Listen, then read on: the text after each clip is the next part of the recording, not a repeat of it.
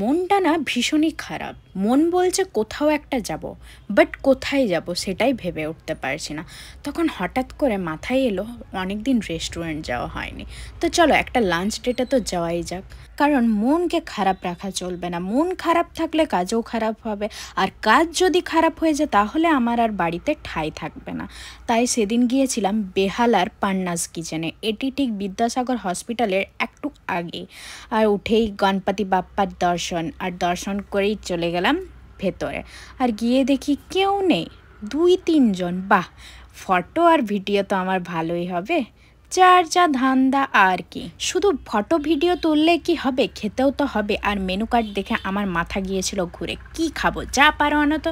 না না, এটা বললে তো হবে না, কারণ বিলটা তো আমাদেরকে পে করতে হবে। তাই আমরা স্টার্টারে নিয়ে নিয়েছিলাম chicken lollipop, then green Picasso, and ওদের স্পেশাল ডিশ ছিল কাশ্মীরি পোলাও, তো ওটা আমরা নিয়েছিলাম। আর সাথে নিয়েছিলাম আলু মশলা অ্যান্ড মাটন কষা। প্রত্যেকটি খাবারে মস্ত ছিল। চলো আজ এই পর্যন্তই, টাটা।